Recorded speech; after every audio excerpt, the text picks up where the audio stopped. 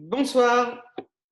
Bonsoir, donc c'est Benjamin. Donc Benjamin Delec, suite à la réunion, j'ai analysé le site et surtout son référencement. Donc j'ai répertorié sur le tableau que vous m'aviez proposé de remplir, donc plus de 15 problématiques. Ce que je vous propose, c'est d'aller directement aux recommandations qui fait un petit peu une synthèse de ces points. Donc, hop, je le mets directement en lecture, plein écran. Voilà. Donc, les recommandations, le temps que ça charge. Ça va prendre juste quelques secondes. Voilà. Alors, les recommandations. La première que j'ai vue, c'est que les pages, en fait, ne sont pas indexées sur Google. Donc la recommandation vraiment, c'est déjà de mettre des balises canoniques sur la page, une balise canonique sur la page principale, sur l'index, afin que Google puisse vraiment déterminer l'URL indexée.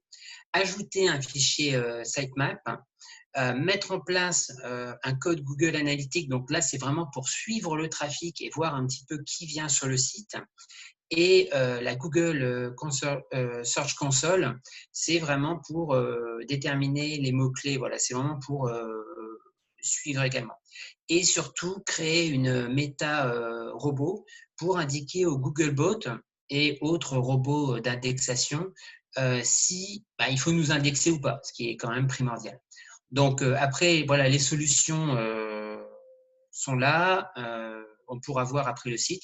Donc, insertion d'une balise, insertion d'une méta robot et création d'un fichier sitemap. Donc là, on peut voir un petit peu la méta robot, la balise canonique, le code méta Google Search Console, le script Google Analytics, donc qui a été inclus dans le site, dans le nouveau site, et le fichier sitemap. Ensuite, la deuxième recommandation, c'est que les robots Google mettent trop de temps pour lire le CSS et le JavaScript, parce qu'ils ont un petit peu ce qu'on appelle un budget pour scroller, un temps défini. Donc, ce qu'il faut, c'est vraiment minimifier et compresser le code CSS et indiquer à Google de lire sans le JavaScript, parce que ça prend vraiment du poids. Donc pour le CSS, certains sites, donc il y a des sites pour optimiser en fait la taille, donc comme minify.org, ça réduit la taille des fichiers CSS et ça allège du coup le chargement de la page. Et pour le JavaScript, donc là, ce qu'il faut, c'est vraiment dans le script indiquer soit A5 ou défaire. Ça va permettre au robot en fait de scroller vraiment plus facilement le site en fonction de nous, ce qu'on a défini, ce qui est important en JavaScript ou pas. Alors là, on voit A5 ou défaire, voilà, en fonction de ce qui est important ou pas à charger. La recommandation donc numéro 3, c'est que la langue n'est pas renseignée. Donc, donc le navigateur doit pouvoir vraiment identifier en quelle langue est le site. Donc là, c'est renseigner le champ langue qui est juste en dessous de doctype dans la partie HTML du code. Donc pour nous, il suffit juste de mettre FR. Et par contre, si après, à terme, on aura peut-être une page anglais si on se diversifie, si on s'internationalise. Donc là, on aura une page en anglais, donc il faudra mettre EN pour anglais. Donc, quatrième recommandation, donc, dans le site, auparavant, il y avait des mots-clés qui étaient cachés à 3 endroits. Donc, il y en avait derrière le logo, il y en avait derrière un background. Donc là, c'est un risque important de se faire blacklister, de se faire pénaliser par Google et de ne plus apparaître dans les moteurs de recherche du coup. Donc, les mots-clés importants, c'est vraiment, ils doivent être choisis en fonction de leur pertinence. Donc, il y a cinq thèmes. C'est en fonction de la marque, donc nous, c'est La Chouette Agence, plutôt généraliste, donc là, agence web, site web, de l'information, de l'intention et du local. En plus donc de la méta keywords, donc c'est là vraiment où il faut indiquer à Google, au Googlebot, les mots-clés, on peut rajouter, il faut rajouter dans le texte des mots-clés entourés, donc soit par les balises strong pour les mettre en avant, soit par les balises EM. Voilà, on a ces deux possibilités. Donc là, on voit les mots qui étaient cachés, donc ils étaient en tout petit à 1 pixel et fond blanc sur fond blanc. Donc, et là, donc on voit le message, donc on voit le texte la chouette agence est une agence web. Donc une agence web, dès que quelqu'un va rechercher sur Google une agence web, automatiquement Google, comme il a scrollé le site, il a vu qu'une agence web, c'était un mot-clé, donc automatiquement ça va faire remonter le site. Et devenir attractive et visible sur Internet, dès qu'une personne va taper devenir attractive, donc là c'est une intention, ça va aussi faire remonter le site. Alors, 5e recommandation, le problème c'est qu'il y avait trop de liens spammy.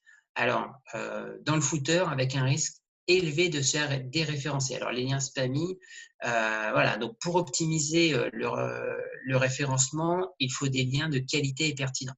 Alors, les liens spammy, c'était bien il y a quelques années. Maintenant, les Googlebots sont devenus vraiment plus intelligents et ils veulent privilégier plus des liens, des backlinks de qualité. Ce qui privilégie vraiment, c'est la qualité.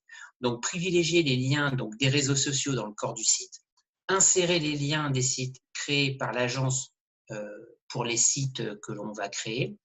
Par exemple, sur les sites que l'on va créer, mettre un logo La Chouette Agence, ce qui va nous renvoyer vers directement notre site. Rechercher des liens partenaires comme des annuaires professionnels, Page Jaune, Trustpilot, voilà, des sites qui ont déjà une certaine notoriété et qui va nous faire automatiquement remonter. Alors ça, c'était avant, donc on peut voir tous les liens spammy. Donc il y avait pizza.com qui ne correspond pas du tout à tout ce qui est web ou agence web, qui ne correspond pas du tout à notre activité. Donc là, ce qu'on a mis en avant, c'est vraiment les réseaux sociaux, avant de faire des liens avec des sites de qualité. Donc, 6e recommandation, des images non adaptées aux responsives. Donc là, Google, depuis 2015, pense mobile first, c'est-à-dire qu'il y a beaucoup plus de recherche sur mobile que sur ordinateur.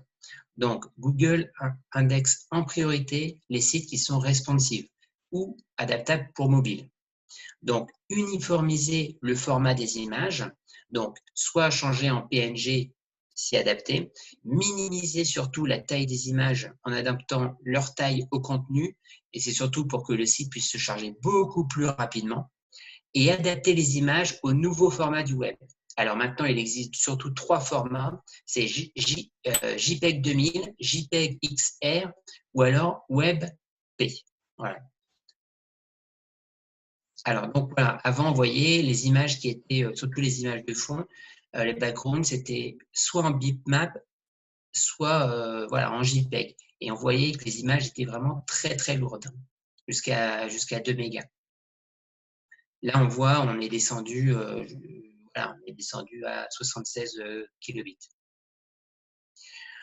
Recommandation numéro 7, le cache du navigateur n'est pas paramétré afin de faciliter la rapidité du téléchargement.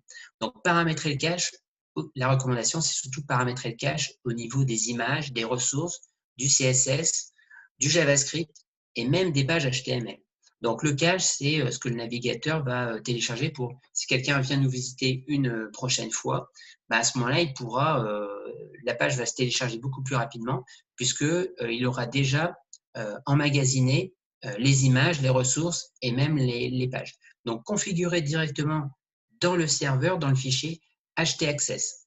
Donc, la durée pendant laquelle, tout simplement, les éléments resteront disponibles en cache. Donc, il y a 2 possibilités, soit en cache control, donc là, ce sera une durée en secondes, soit en expires, donc là, ça sera en termes de date. On va dire, voilà, ça sera disponible jusqu'à telle date. Donc là, on voit la cache, elle n'est pas définie. Donc, la recommandation numéro 8, donc là, le texte et sous forme d'image. Donc, ça soulève deux problèmes. Pour optimiser le référencement et surtout la qualité du site au niveau du responsive, il est important d'avoir du texte pour, un, l'ajout de mots-clés, surtout, et de deux, qui est le texte qui s'adapte facilement au responsive. L'image va moins s'adapter. Donc, supprimer les images sous forme de texte et donc les remplacer par du contenu incluant des mots-clés. Donc, ça, c'est vraiment important. On voit donc là une image, par exemple, se décaler, et donc, même pour la personne, c'était pour qui visitait, pour le prospect, c'était pas pratique puisque s'il voit ça, automatiquement, il va sortir du site. Et donc, du coup, ça va, comment dire, il va y avoir un taux de rebond. Et ça, c'est pas bon non plus pour l'indexation. Alors que de l'autre côté, après, ça nous a permis de mettre des mots-clés en avant, en mettant que du texte. Recommandation numéro 9. Donc là, il y avait un contraste. Le problème, c'est qu'il y avait un contraste quasi nul entre les titres et des backgrounds. Donc, pour favoriser en fait une bonne lecture du site et donc que les visiteurs restent plus longtemps, il est important d'associer donc des bonnes couleurs parce que Google prend aussi en compte le taux de rebond donc dans ses critères de ranking. Donc, accorder les couleurs avec les titres, donc ça c'est la solution, pour qu'il y ait plus de contraste en respectant le guideline du WCAG. Donc là, on peut voir, là, on voit aucun contraste, et si on change les couleurs, voilà, on voit il y a un titre qui ressort. Donc là, on voit c'est bien mis en avant, et surtout pour les gens, c'est beaucoup plus pratique de voir le titre. Donc, recommandation numéro 10, les balises alt des images n'est pas bien renseignée. Donc, Google favorise également les sites qui sont accessibles aux malvoyants. Donc, pour ça, il est également nécessaire de décrire les balises alt, excusez-moi, pour ces personnes-là. Et même pour les appareils type Google Nest, qui, eux, peuvent repérer les images en fonction du texte qui sera associé dans la balise alt. Donc, du coup, supprimer les mots-clés qui étaient inscrits dans les balises et ajouter un commentaire et expliquer l'image dans la balise du coup, alt. Donc là, on peut voir que c'était directement des mots-clés qui étaient mis à la suite. Et là, donc, on a expliqué ce que c'était. Donc là, par exemple, pour la première image, c'était le logo de la chouette agence.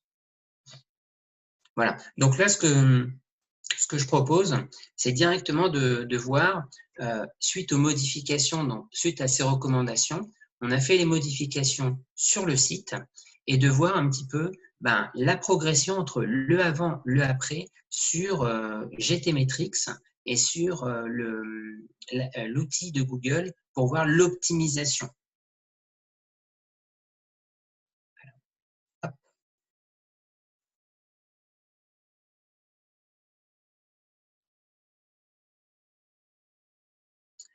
Alors, avant-après, donc là, on peut voir que pour l'index, on avait une note de D et de B. Donc là, c'est bien un problème d'image et de cache. Et là, on est monté jusqu'à A et B. Donc là, les images étaient bien optimisées après. Là, pour l'outil de Google, donc là, on était à 80, 84, 93 et 76. Ça, c'était avant. Et pour l'index, après, la performance, là, j'avais une faible connexion. Mais en accessibilité, on est à 100%. En pratique, on est à 93 et en SEO, on est à 97. Donc, on a vraiment optimisé les scores. Après, pour la page contact, là, avant, on était B et B, donc 86% et 88%. Et là, on est maintenant, après, on est à A 92% et B 86%. On a vraiment optimisé le site, la page contact. Donc ça, c'était avant. Performance 80, voilà, il y avait vraiment sur l'accessibilité et sur le SEO, il y avait vraiment des lacunes avant sur la page contact. Et là, on a vraiment amélioré ces 2 points. Donc sur l'accessibilité, on est passé à 98% et sur le SEO à 97%. Voilà pour la présentation. Après, il y a une chose que je n'ai pas abordée, mais qui était évidente, c'est le titre et la description, qui sont également une chose essentielle. Mais pour moi, ça me paraissait évident qu'il faut un titre et une description pour être référencé. Donc, voilà, ça a été modifié dans le nouveau site. Je ne l'ai pas mis en recommandation parce que ça paraissait évident, mais ça a été modifié. Alors, on peut regarder. Voilà, on peut voir qu'en haut, il y a un titre. Comment créer son site web avec la chouette agence. Donc là, c'est un titre d'intention. Et il y a également une description qui est dans